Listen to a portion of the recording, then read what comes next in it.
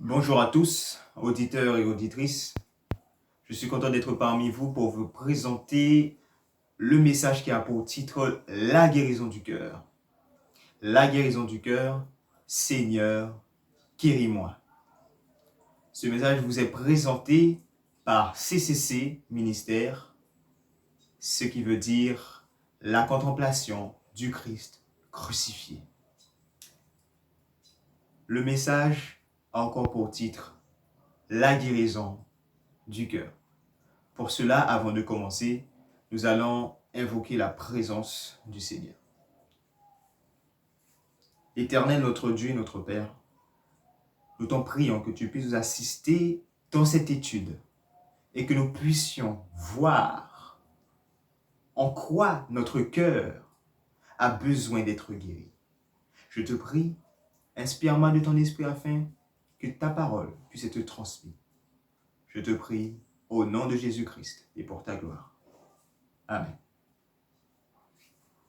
La guérison du cœur. Pour être guéri, tout d'abord, il faudrait savoir la maladie qui nous touche. Une fois qu'on connaît la maladie qui nous touche, il faut aussi connaître l'origine.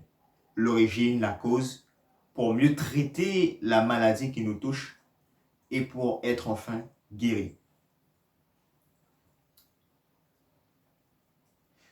Dans le monde, il y a des guerres. Il y a des coups d'État. Il y a des manifestations. Au sein de notre société, il y a des violences en tout genre. Des meurtres, des violences, des règlements de compte, des viols et d'autres violences encore. Au sein de la famille, il y a des disputes, des querelles, un manque de respect entre chaque membre d'une même famille. Et cela peut mal se terminer. Ça peut se terminer par la séparation, le divorce, et si on va à l'extrême, le meurtre. Vous savez, ce sont tous les hommes qui sont malades. Tous les hommes. Tous les hommes sont contaminés par une pandémie. Une pandémie universelle et personne n'y échappe. À cause de cette maladie, à cause de cette infection, il y a tous ces actes d'horreur, tous ces actes de malfaisance, d'abomination. Et c'est ce qui conduit à tous les problèmes, à tous les niveaux dans notre vie. Cette maladie, la question qu'il faudrait se poser, quelle est cette maladie? Quelle est cette maladie qui a contaminé chaque homme? Quelle est cette maladie qui a affecté chaque homme? La maladie, cette pandémie, n'est tout autre que le péché. Le péché est cette maladie universelle qui a atteint chaque homme. Et c'est à cause du péché que nous voyons ce désordre dans ce monde. Souvenez-vous, pour être guéri, il faut connaître la maladie qui nous touche. Le péché est cette maladie. Mais pour mieux être guéri, pour trouver une bonne solution, il faut trouver la cause.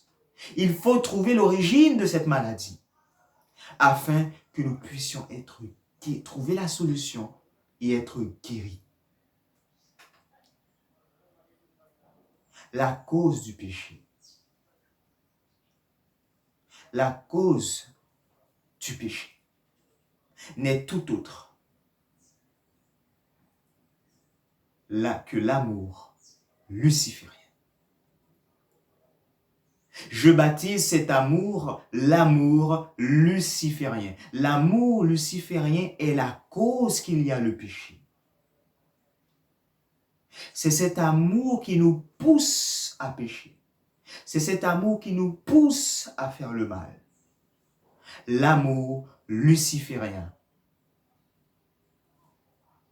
Pour savoir comment distinguer, comment reconnaître cet amour luciférien, il faut bien sûr donner les caractéristiques de cet amour luciférien.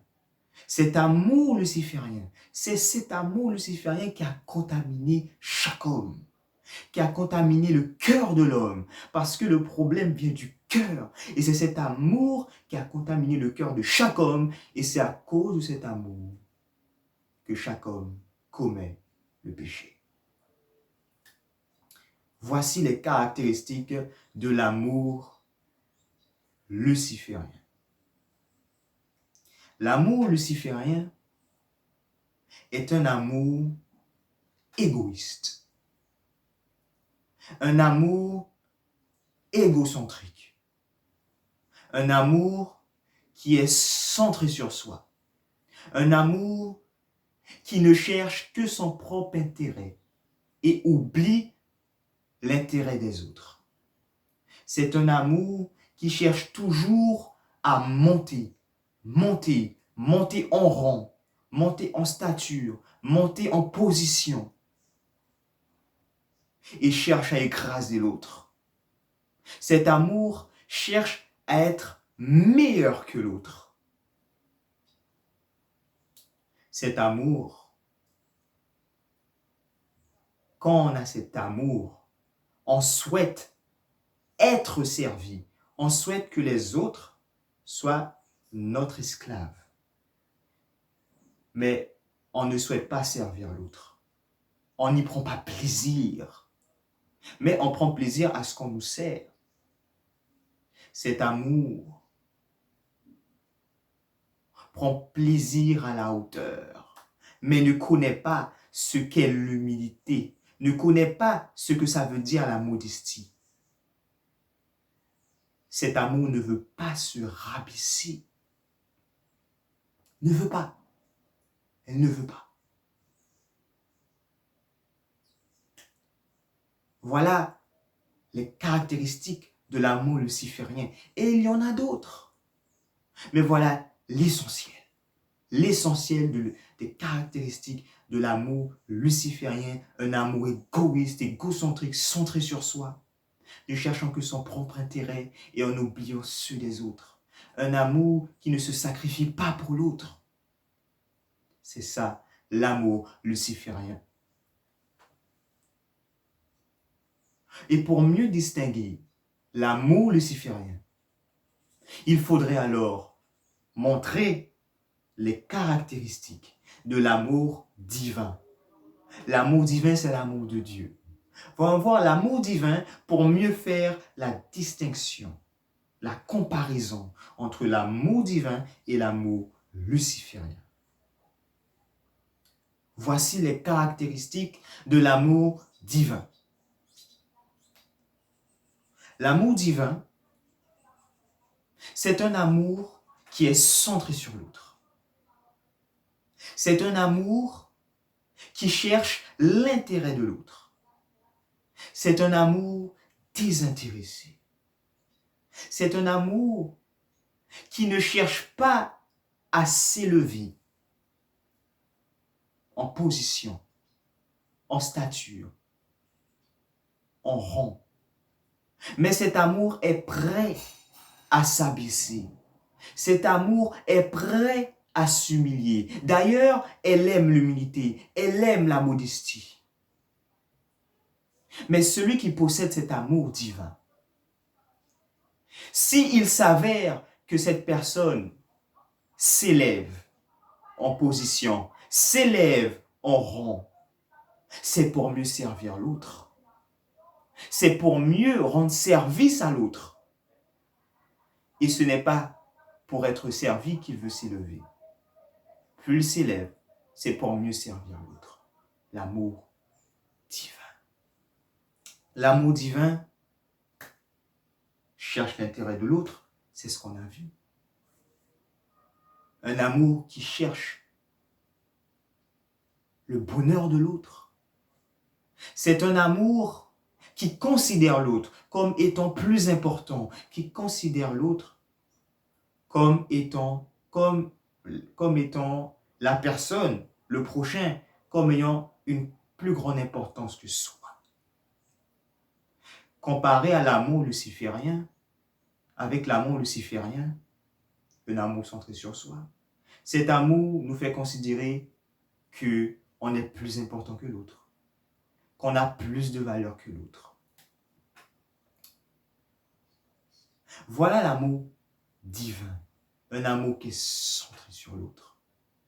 En comparaison de l'amour luciférien, un amour centré sur soi. Là,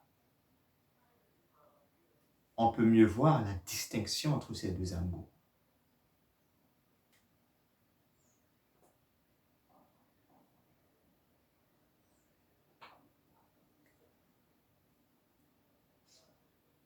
L'amour, c'est deux amours. Il faut savoir une chose, ces deux amours accomplissent tous deux une loi. L'amour divin accomplit la loi divine. Je répète, l'amour divin accomplit la loi divine. C'est ce qu'il est écrit. Il est écrit dans Romains 13 et le verset 10. L'amour ne fait point de mal au prochain. L'amour est donc l'accomplissement de la loi. Je répète, l'amour ne fait point de mal au prochain. L'amour est donc l'accomplissement de la loi.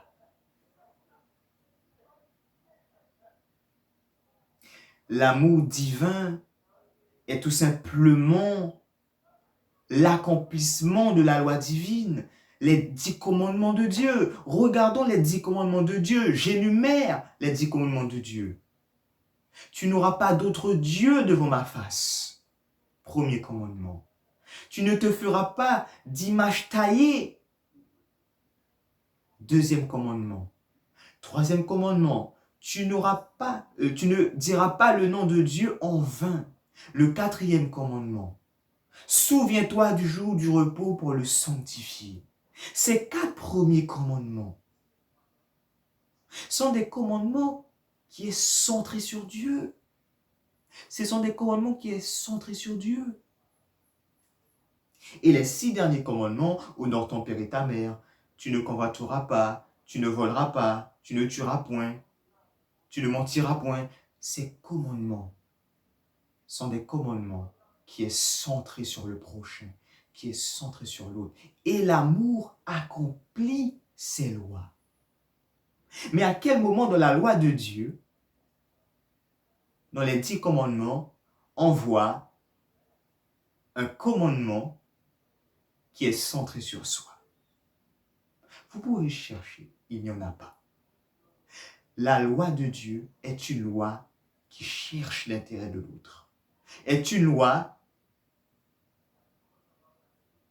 qui a pour objectif de faire le bonheur de l'autre. Et l'amour qui cherche l'intérêt de l'autre, l'amour divin, ou sinon on peut l'appeler l'amour agapé. Cet amour divin accomplit la loi divine. Et c'est ce que dit Jésus. Dans Matthieu 22, verset 37 à 40, il est écrit. Jésus lui répondit, tu aimeras le Seigneur ton Dieu de tout ton cœur, de toute ton âme, de toute ta pensée. C'est là le premier et le plus grand commandement. Les 4 premiers commandements, c'est tu aimeras ton Dieu. Les 4 premiers commandements, les 10 commandements, c'est centré sur Dieu. Et c'est avec ces 4 commandements que tu aimeras ton Dieu de tout ton cœur, de toute ton âme, de toute ta pensée. C'est le premier, le plus grand commandement. Et le deuxième commandement que dit Jésus, et voici le second. Et voici le second, qui lui est semblable. Tu aimeras ton prochain comme toi-même. Et Jésus dit clairement, de ces deux commandements dépendent toute la loi et les prophètes. Ces deux commandements, un amour qui est centré sur Dieu et un amour qui est centré sur l'autre, de ces deux commandements dépendent toute la loi et les prophètes. C'est-à-dire la loi et les prophètes, les 5 premiers livres, depuis Genèse jusqu'à Deutéronome, la loi, et les prophètes dans l'Ancien Testament. Ces écrits-là sont basés, sont fondés sur l'amour. L'amour divin.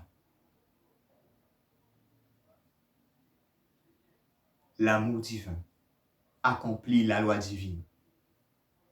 Mais alors la question qu'il faudrait se poser, quelle loi accomplit l'amour luciférien? Quelle loi accomplit l'amour luciférien? L'amour luciférien accomplit la loi du péché. L'amour luciférien accomplit la loi du péché. Parce que soit il y a la loi de Dieu, soit il y a le contraire de la loi de Dieu. Tout ce que tu fais de contraire à la loi de Dieu, c'est le péché. Donc c'est la loi du péché. L'amour luciférien accomplit la loi du péché. Maintenant, là, laissez-moi vous donner une illustration pour démontrer que l'amour luciférien accomplit la loi du péché et que l'amour divin accomplit la loi de Dieu, la loi divine, les 10 commandements. Il y a une femme. Elle s'appelait Stacy. Elle marchait dans un couloir. Elle avait la tête en l'air. Elle était dans ses pensées. Il y avait une autre femme. Cette femme, elle s'appelait Monique. Monique sortait d'un bureau d'administration. L'administration était défectueuse, elle prenait du temps et elle était vraiment irritée, en colère. Elle était sortie du bureau. Les deux venaient et allaient se rencontrer à l'intersection du couloir. Mais les deux étaient tellement concentrés dans leur pensée qu'ils ne se voyaient pas l'un l'autre venir. Les deux se sont frappés, ils se sont cognés. Monique était déjà furieuse. Et là, elle a vu Stacy, elle a commencé à injurier Stacy, injure sur injure, et a donné une gifle. Dans le cas où Stacy a l'amour luciférien, c'est-à-dire un amoureux. Elle a cet amour, un amour centré sur soi, qui cherche son propre intérêt, un amour égoïste, égocentrique, un amour où je me considère plus important que l'autre, que j'ai plus de valeur que l'autre. Qu'est-ce qui va se passer quand Monique va commencer à l'injurier et que finalement, il y a une gifle? Stacy, qui se considère plus important qu'elle, son ego va être touché. Qu'est-ce qui va se passer? Elle va lui remettre l'appareil. Elle va lui donner en retour une gifle. Et dans un cas très probable, la bagarre se dégénère. La bagarre se dégénère. Et les deux sont en colère. Et dans le cas où s'il n'y a vraiment personne dans le couloir, cette bagarre peut se finir par un meurtre. Parce que les deux se sont mis en colère. Et Jésus avait bien dit, si quelqu'un se met en colère contre son frère, il a tué son frère. le meurtre se fait déjà dans le cœur. Mais si cette colère se manifeste dans le physique, dans les combats, par la bagarre, s'il n'y a par exemple pas de loi ou de législation qui empêchait que quelqu'un tue l'autre et soit puni à cause de ce meurtre, eh bien, ça aurait pu se finir par un meurtre. C'est un péché.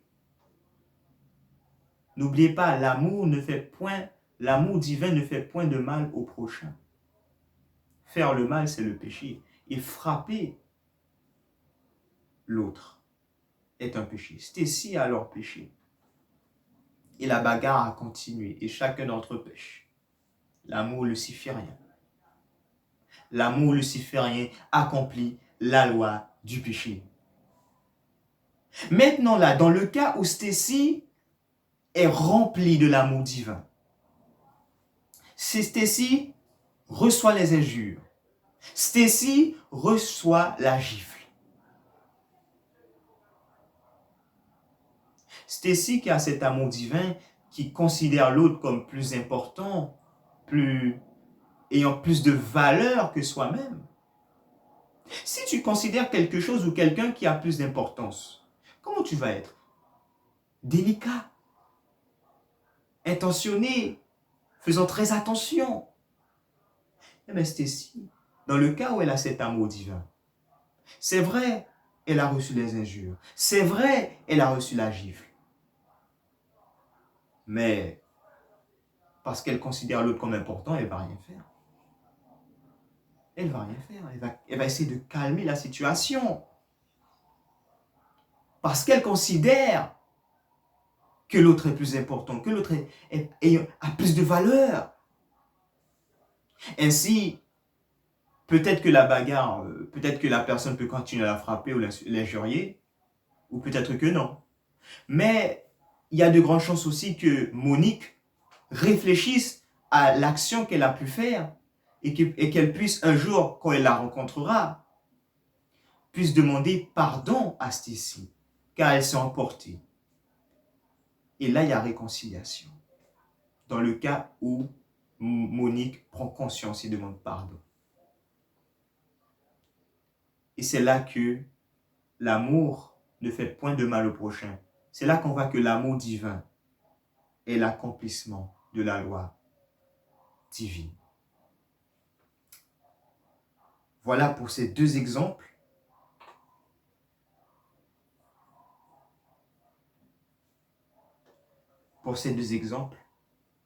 Et cet amour luciférien qui est la cause de la maladie qu'est le péché. Cet amour luciférien qui a affecté notre cœur.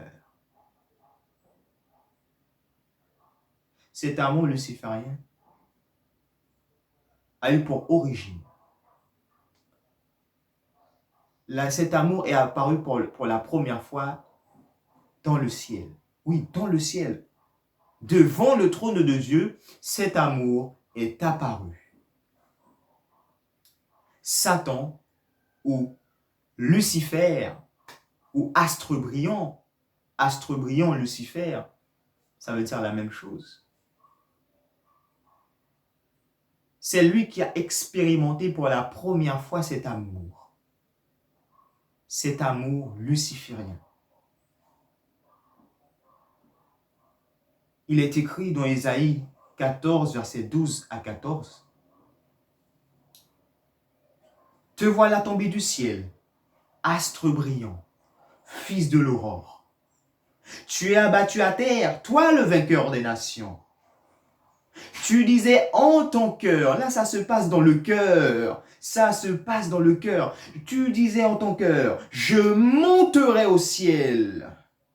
J'élèverai mon trône au-dessus des étoiles de Dieu, c'est-à-dire les anges. Dans Apocalypse, il est écrit qu'un tiers des étoiles est tombé avec le dragon. Les étoiles, ce sont les anges. J'élèverai mon trône au-dessus des étoiles de Dieu, c'est-à-dire au-dessus des anges. Je m'asserai sur la montagne de l'assemblée. Mais qui est assis sur la montagne de l'assemblée? c'est Dieu. À l'extrémité du septentrion, je monterai sur le sommet des nuées, je serai semblable au Très-Haut. Satan ou Lucifer voulait être semblable au Très-Haut. Il voulait être Dieu. Là, nous voyons les caractéristiques de l'amour luciférien. Il veut monter, monter, monter. Il veut s'élever en rang, en position. Il était déjà un ange très élevé. Maintenant là, il veut être au rang de Dieu, à la place de Dieu. Il veut que tous les anges soient ses esclaves. J'élèverai mon trône au-dessus des étoiles de Dieu. Des étoiles de Dieu. Il veut être semblable au Très-Haut. Le problème, c'est que c'est un péché. C'est un péché. Pourquoi? Parce que Satan ou Lucifer, c'est la même identité, la même personne. Astre brillant. Il voulait lui-même être Dieu. Mais le problème, c'est que c'est une créature et la créature ne peut pas être le créateur. L'invention ne peut pas être l'inventeur. C'est pas possible. C'est pas possible. Satan, en voulant être Dieu, il s'est fait Dieu. Donc, il s'est fait lui-même un idole. Et il est écrit dans le premier commandement, tu n'auras pas d'autre Dieu que celui qui est assis dans les cieux devant ma face. Tu n'auras pas d'autre Dieu devant ma face. Et Satan s'est fait lui-même Dieu. Un autre Dieu que Dieu, l'Éternel des armées. Satan a péché. Satan a péché. Cet amour est apparu pour la première fois au ciel. Et nous voyons, mais à la différence, Satan voulait s'élever, s'élever, s'élever.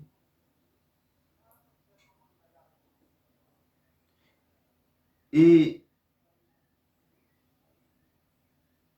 nous voyons Jésus, pour sauver l'homme, pour sauver l'humanité, s'est fait tout bas, s'est abaissé, s'est humilié. Nous voyons dans Philippiens 2, verset 3 à continu. Ne faites rien par esprit de parti ou par vaine gloire, mais que l'humilité vous fasse regarder l'autre comme étant au-dessus de vous-même.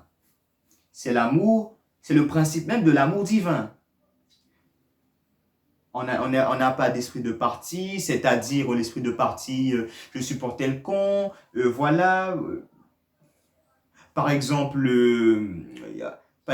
c'est le principe même des tournois, des compétitions. L'esprit de parti, l'esprit de compétition ou l'esprit de vaine gloire. Mon équipe a gagné, ou sinon c'est mon équipe. Mais Paul dit plutôt, mais que l'humilité vous fasse regarder l'autre comme au-dessus de vous-même.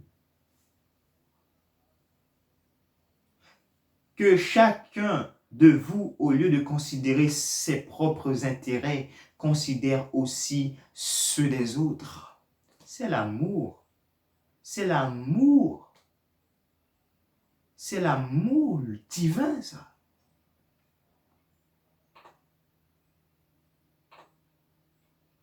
Et le verset continue, le verset 5. Ayez en vous les sentiments qui étaient en Jésus-Christ, lequel, existant en forme de Dieu, n'a point regardé comme une proie à arracher d'être égal avec Dieu. Ça veut dire que Jésus, il ne cherchait pas. De toute éternité, il n'a jamais cherché à être égal à Dieu, mais il a toujours été égal à Dieu. Il est Dieu. Mais ça ne veut pas dire qu'il cherchait. Mais il est écrit, mais il s'est dépouillé lui-même. Mais s'est dépouillé lui-même en prenant une forme de serviteur, en devenant semblable aux hommes et ayant paru comme un simple homme. Il s'est dépouillé, il s'est humilié, il s'est abaissé. Lui qui était en forme de Dieu, lui qui avait cette forme divine, cette forme royale, cette nature royale, il s'est abaissé en prenant notre humanité, en se revêtant de notre humanité. Christ est descendu des cieux, il a quitté les parvis célestes, il a quitté son trône pour aller sur la terre, une terre de misère, une terre de danger, de malheur, de souffrance, pour venir sauver la race humaine. C'est ce qui s'est passé. Voilà l'amour du Christ, l'amour divin qui a préféré se sacrifier, un amour qui connaît le sacrifice, un amour qui connaît l'humilité, un amour qui connaît le renoncement à soi-même pour sauver, pour chercher l'intérêt de l'autre. Voilà la différence. Voilà le contraste entre Satan et Jésus. Nous continuons avec Genèse. Cet amour qui a contaminé Satan.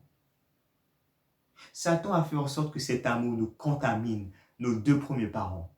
Il est écrit dans Genèse, le chapitre 3, et le verset 4 à 5, il est écrit, « Alors le serpent dit à la femme, « Vous ne mourrez point, mais Dieu sait que le jour où vous en mangerez, vos yeux s'ouvriront et que vous serez comme des dieux connaissant le bien et le mal. » Comment Satan a fait pour séduire Ève? Pour que Ève puisse connaître pour la première fois l'amour luciférien, afin que cet amour la pousse à commettre le péché. Satan a utilisé cette tactique. Il a dit que Dieu est un menteur. Dieu est un menteur. Dans le verset précédent, il dit, Dieu a-t-il réellement dit? C'est-à-dire que Satan, il a commencé à mettre le doute. Le doute, est-ce que Dieu a réellement dit? Et Ève a dit, a confirmé en disant, oui, Dieu a dit qu'il ne faut pas manger, car le jour où tu en mangeras, tu mourras. Ok. Donc, malgré tout, il a quand même semé le doute. A-t-il réellement dit, comme s'il avait une vérité, une autre vérité? Et là, le serpent dit alors, vous ne mourrez point. Alors que Dieu a dit que si vous mangez, vous mourrez. Satan fait de Dieu un menteur.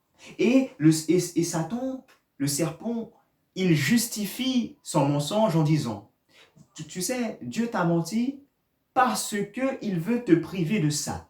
Et regardez, vous ne mourrez point, mais Dieu sait que le jour où vous en mangerez, vos yeux s'ouvriront et que vous serez comme des dieux, connaissant le bien et le mal.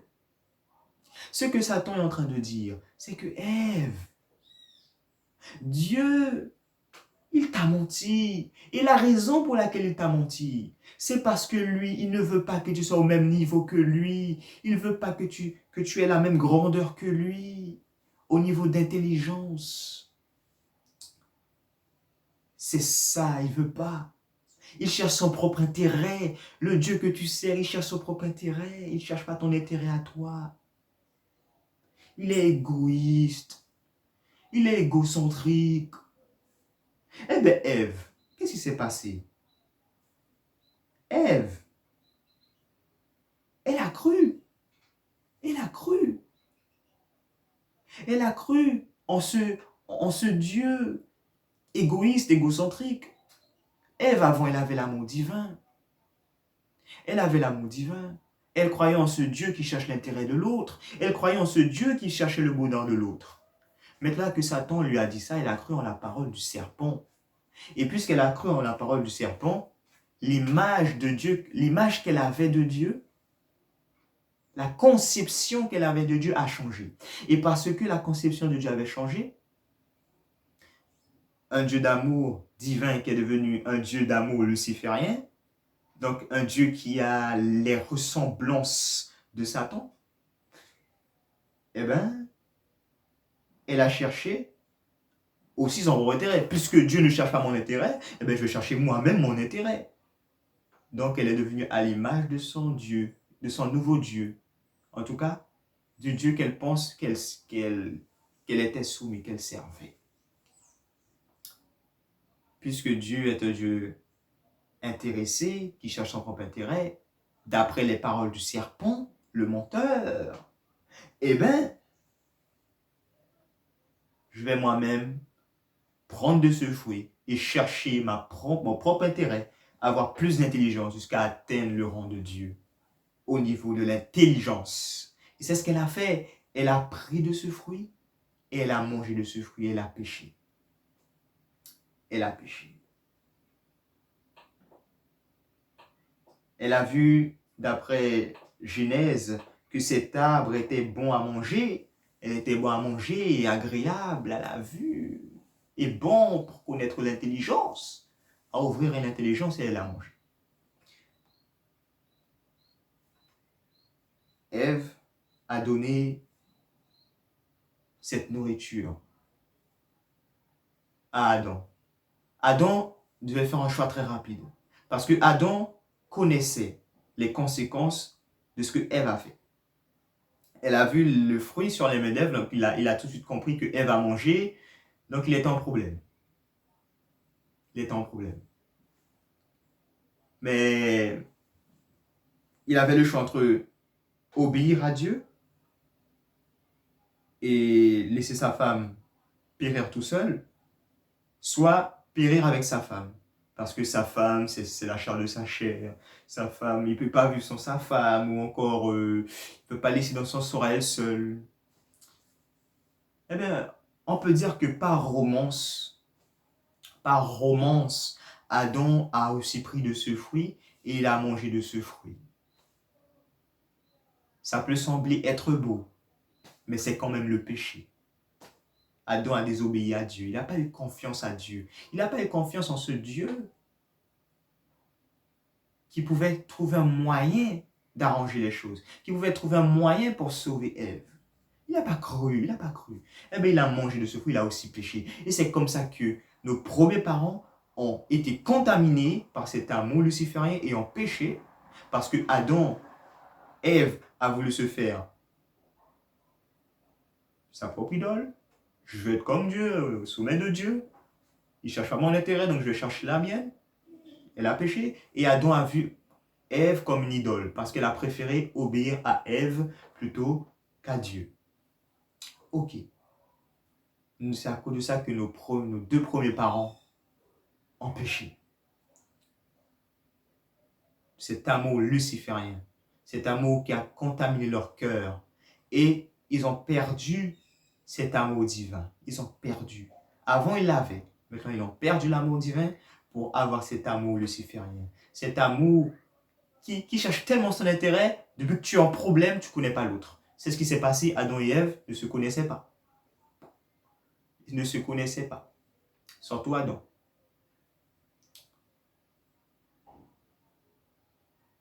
Cet amour a contaminé chaque génération après le péché.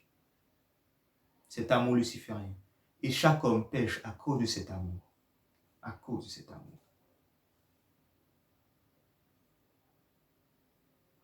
La question qu'il faudra alors se poser. Maintenant qu'on sait d'où sort cet amour, quelles sont les caractéristiques de cet amour? Comment la distinguer? L'amour luciférien qui nous pousse à pécher. On sait d'où vient cet amour. Maintenant là, comment avoir la guérison? C'est la question qu'il faudrait se poser. Comment avoir la guérison? Comment avoir l'amour divin? Car c'est là la guérison, c'est avoir l'amour divin. Comment avoir la guérison? Comment avoir l'amour divin? La réponse est la suivante. Il est écrit dans Romains 5, le verset 5 à 8. Or, l'espérance ne trompe point, parce que l'amour de Dieu est répandu dans nos cœurs par le Saint-Esprit qui nous a été donné. Là, le problème, la source de la maladie, elle vient du cœur et c'est l'amour luciférien. Et la guérison, c'est d'avoir l'amour divin. Mais comment avoir la solution pour être guéri? Dieu veut que le Saint-Esprit soit en nous pour répandre cet amour divin, l'amour de Dieu. Mais comment le Saint-Esprit peut alors être dans nos cœurs pour répandre cet amour?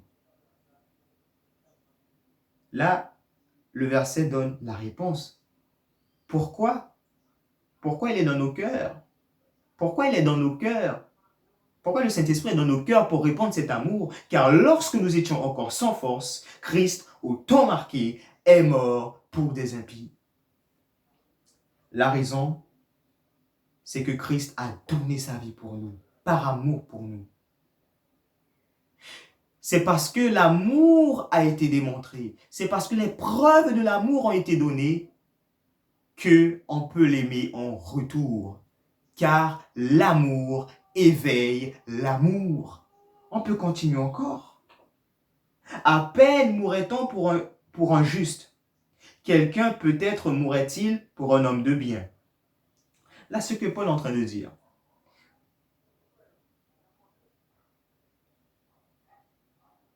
C'est tellement difficile pour quelqu'un de mourir pour quelqu'un qui n'a rien fait de mal, qui est innocent. Et peut-être on peut trouver quelqu'un qui peut mourir pour un innocent. C'est-à-dire que ce que Paul est en train de dire, c'est que là, si c'est pour mourir pour un méchant, pour un criminel, alors là, personne. Et là, il dit dans le verset suivant, mais Dieu prouve son amour envers nous. Dieu donne des preuves. Dieu donne des preuves. Dieu donne les preuves de son amour envers nous, en ce que lorsque nous étions encore des pécheurs, Christ est mort pour nous. Nous étions des criminels, des transgresseurs, des malfaiteurs. Mais Christ est mort pour des malfaiteurs. Christ est mort pour des criminels. Vous savez, il est important de dire que Dieu est amour. C'est vrai, Dieu est amour. Mais le plus important, c'est de démontrer les preuves de son amour. Car tu peux dire, par exemple, à une jeune fille, je t'aime. Mais si la fille n'a jamais vu les démonstrations de ton amour, comment peut-elle réellement croire que tu l'aimes? C'est avec les preuves qu'on est convaincu, c'est avec les preuves qu'on est touché, c'est avec les preuves qu'on cède à l'amour.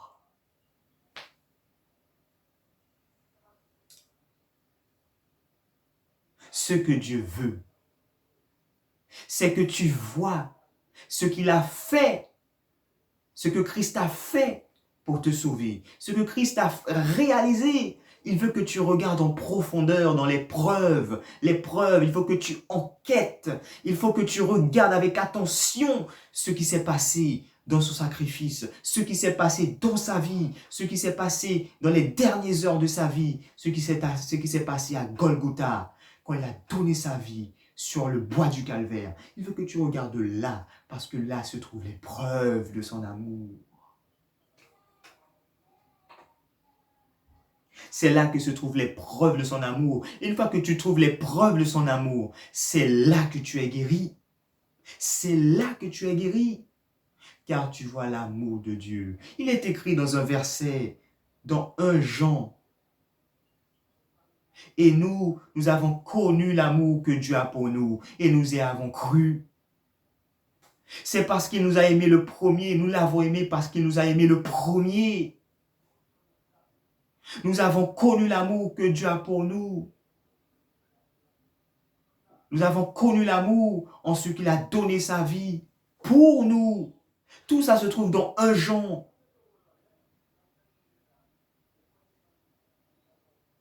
Il faut démontrer l'amour. Ce n'est pas simplement de dire que Dieu est amour. Oui, Dieu est amour. Combien de fois on a entendu que Dieu est amour? Maintenant, il faut donner les preuves. Il faut donner en profondeur. Il faut chercher en profondeur afin que même si tu ne dis pas que Dieu est amour, simplement en démontrant ce qui s'est passé à Golgotha, tu vois que réellement, Dieu est amour. Sans même qu'on dise que Dieu est amour, tu verras par toi-même. L'amour qui se sacrifie. L'amour qui donne sa vie en rançon pour toi. C'est ça qu'il faut chercher en profondeur afin de trouver la guérison. Et ce n'est pas quelque chose que je dis de moi-même. Mais il est écrit dans Isaïe 53 et le verset 5. Il est écrit: mais il a été blessé pour nos péchés, brisé pour nos iniquités. Le châtiment qui nous donne la paix est tombé sur lui. Et c'est par ses meurtrissures que nous sommes guéris. Et c'est par ses meurtrissures que nous sommes guéris. Où Jésus a reçu tous ses meurtrissures. Où a-t-il reçu tous ses meurtrissures? À la croix, où il a été blessé, où il a été flagellé, où il a été injurié, où il a été frappé. C'est dans les dernières scènes de sa vie, c'est sur le chemin de la croix, et c'est à la croix qu'il a été crucifié, cloué, avec cette couronne d'épines dont le sang coulait sur le bois. C'est là se trouve la guérison. Car, pourquoi c'est là que se trouve la guérison? Quand tu vois, tu apprends à quel point Christ t'a aimé. Tu es touché. Tu apprends à connaître les preuves de son sacrifice. Tu commences à chercher en profondeur. J'ai bien dit en profondeur. C'est pas superficiellement dire simplement Christ est mort, il est ressuscité, on a fini. Non, ça c'est faire manque de respect à l'évangile. Ce n'est pas que ça. Mais quand on regarde en profondeur, comme les prophètes ont fait de leur recherche et de leur investigation, la croix du Christ, la grâce, l'opprobre du Sauveur, c'est là que tu peux voir à quel point le péché est horrible. Et c'est là que tu peux avoir la crainte de l'Éternel. Proverbe 8, verset 13. Proverbe 8, verset 13. La crainte de l'Éternel, c'est la haine du mal. La crainte de l'Éternel, c'est la haine du mal. Et le verset continue. Le verset continue. L'orgueil, l'arrogance, la voix du mal. Dieu haït, il est le mal. C'est ça la crainte. C'est pas la peur, la crainte de l'Éternel, mais c'est la haine du mal. Et quand tu vois ce que le péché a fait du Christ, à force que tu regardes les preuves de son sacrifice, tu commences à développer cet amour divin parce que l'amour éveille l'amour et tu commences aussi en même temps à développer la haine du péché. La haine du péché. Car l'amour méprise le mal. Il méprise l'injustice, mais apprécie la justice et la vérité. Voilà pourquoi à la croix se trouve la guérison. Voilà pourquoi là où l'amour s'est sacrifié, là où Jésus s'est sacrifié, là le sacrifice de Jésus donne la guérison. Car l'amour éveille l'amour. Et à cause de l'horreur du péché, tu finis par le haïr. Il est écrit: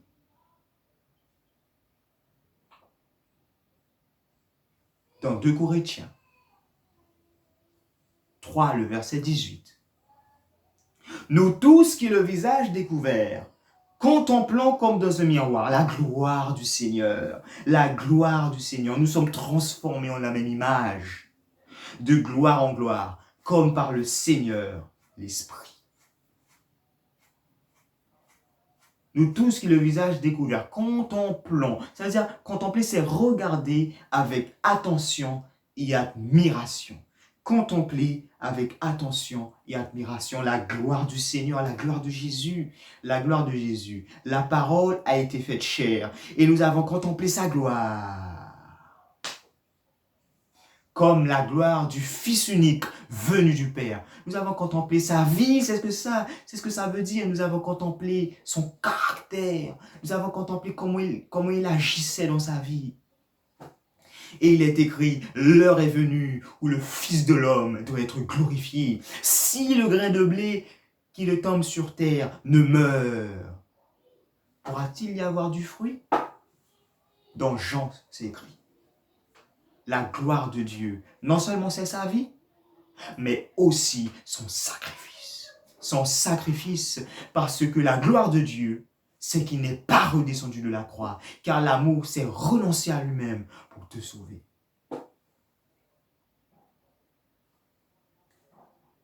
Et le verset nous dit, nous tous qui le visage découvert, contemplant comme dans un miroir la gloire du Seigneur, nous contemplons tout cela, nous contemplons sa vie, nous contemplons le sacrifice, nous regardons avec attention, nous enquêtons en profondeur ce qui s'est passé.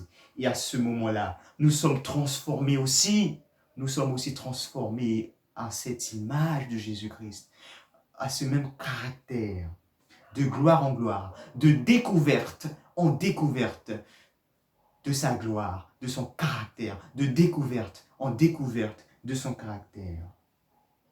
Nous sommes transformés en la même image par le Seigneur, l'Esprit, grâce au Saint-Esprit. Nous sommes transformés, car il répand l'amour du Christ en nous, l'amour divin, qui accomplit la loi divine. Et cet amour, c'est cet amour que Jésus-Christ avait. Donc, si tu as cet amour, tu peux agir comme Christ a agi. Car il avait aussi cet amour divin. Et il avait pleinement cet amour. Et c'est ainsi qu'on peut avoir la guérison. Et c'est pour ça que le Saint-Esprit, il veut que nous regardons à la croix. Il veut que nous regardons à la croix. Non seulement c'est la volonté du Saint-Esprit, mais c'est aussi la volonté du Père. Regardons ce que le Père veut. Il est écrit dans ce verset. La volonté de mon Père, c'est que quiconque voit le Fils, c'est-à-dire voir qui il est, son caractère. Jésus a dit, il y a si longtemps que je suis avec toi et que tu ne m'as pas encore connu. Connaître Jésus. La volonté de mon Père, c'est que quiconque voit le Fils et croit en lui, car nous avons connu l'amour que Dieu a pour nous, nous avons cru. Si en voyant l'amour, la foi vient de l'amour, la foi ne vient pas de la peur, la foi ne vient pas de la crainte, mais la foi vient de l'amour, la confiance vient de l'amour. Et c'est là, quand tu vois le Fils, quand tu vois ce qu'il a fait pour toi, et là, tu peux croire en lui et que tu peux avoir la vie éternelle. C'est là que se trouve la guérison. Ça, c'est la volonté du Père, que tu vois ce qui s'est passé, ce que Christ a fait pour toi en son sacrifice. Et le dernier verset, Zacharie 12, le verset 10. Alors je répondrai, sur la maison de David et sur les habitants de Jérusalem, un esprit de grâce et de supplication. Mais quel est cet esprit de grâce que Dieu a voulu nous donner? Le Saint-Esprit. Et ils tourneront leur regard vers moi, celui qu'ils ont percé, Jésus-Christ, à la croix. C'est là que se trouve la guérison et c'est pour ça que le Saint-Esprit veut que tu regardes à la croix. Ils pleureront sur lui comme on pleure sur un fils unique. Ils pleureront amèrement sur lui comme on pleure sur un premier-né. C'est là que se trouve la guérison. C'est là que se trouve notre espoir de ressembler à Jésus-Christ, d'avoir cet amour divin et d'être guéri de cette affection, de cette infection, de ce pu qui se trouve dans notre cœur. L'amour égoïste, l'amour égocentrique qui est l'amour luciférien. La guérison. Pour avoir cet amour divin. La guérison. Pour avoir la haine du mal. et pour ne plus faire le mal. La guérison se trouve simplement dans le sacrifice de Jésus-Christ. Regarde ce qui s'est passé plus profondément. Il y aura d'autres vidéos. Il y en aura d'autres. Là où nous allons entrer en profondeur de ce qui s'est passé à Golgotha, ce qui s'est passé dans sa vie et dans sa mort, dans son sacrifice. Mais je t'invite à toi-même regarder, à regarder aussi ce qui s'est passé. À ce qui s'est passé à Golgotha chaque jour. Et chaque jour, tu regardes et chaque jour, tu te transformes. C'est comme le sport. Pour être musclé, pour être quelqu'un de volumineux, c'est pas une fois et après, un mois après, on recommence. Tu sais que ça n'a pas fonctionné. Mais de la même manière, pour être guéri, il faut prendre les médicaments tous les jours. Pour avoir du muscle, il faut faire le sport quotidiennement.